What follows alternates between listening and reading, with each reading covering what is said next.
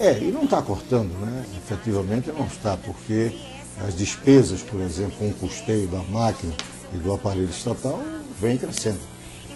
E ele reluta muito em admitir que vai ter que cortar.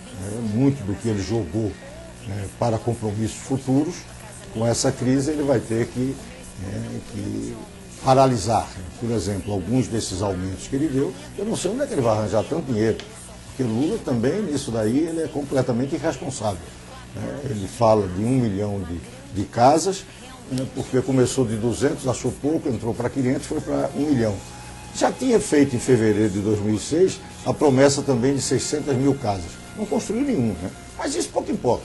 Ele vai andando, tal como andou com Fome Zero, como andou com vários projetos que não funcionaram, mas ficou já o marketing naquele momento que ele se credenciou para a sua popularidade, que aqui, em grande parte, tem importância para esse governo, para Lula em particular.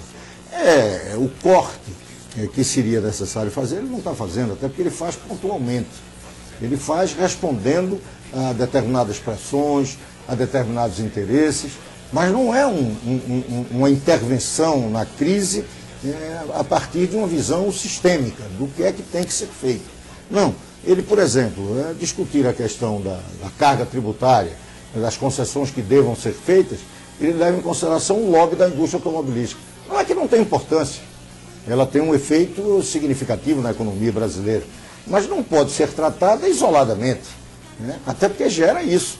O cobertor curto, cobre a cabeça da indústria automobilística, mas descobre os pés das prefeituras e dos estados brasileiros, pela diminuição da arrecadação naquilo que é transferência constitucional. Essa é a crise que está aí, além da própria crise que diminui a arrecadação de ICMS, do imposto sobre serviço, que alguns municípios têm isso como uma base muito forte. Ou seja, está enfrentando uma crise e uma crise perigosa, inclusive para a popularidade do presidente. Por quê?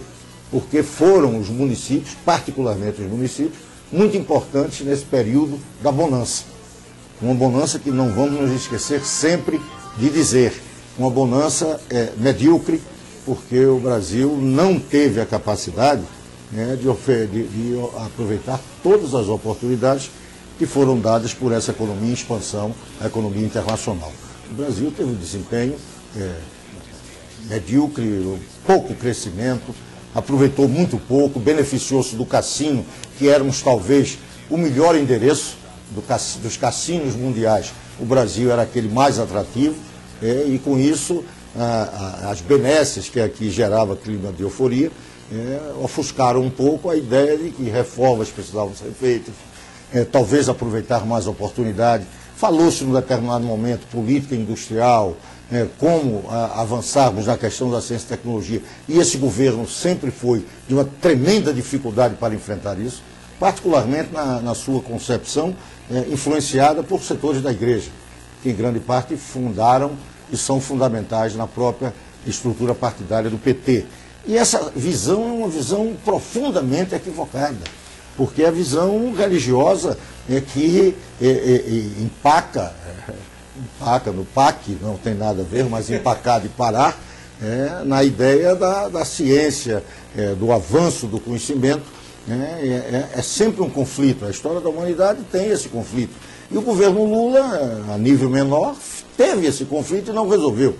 O Brasil tem há 6 anos algo de paralisia do ponto de vista do conhecimento, das inovações tecnológicas, até porque o nosso CTN-Bio, que é o instrumento básico para o desenvolvimento da questão das pesquisas e das inovações tecnológicas, ficou paralisado durante grande parte do seu governo, pela dificuldade do governo decidir, arbitrar. Ficou nesse jogo, como aliás era um jogo que ele fez com todos os interesses conflitantes da sociedade. Ele conseguia em alguns arbitrar, e até porque os ganhos faziam com que o governo pudesse atender a todos, sem que isso gerasse grandes contradições.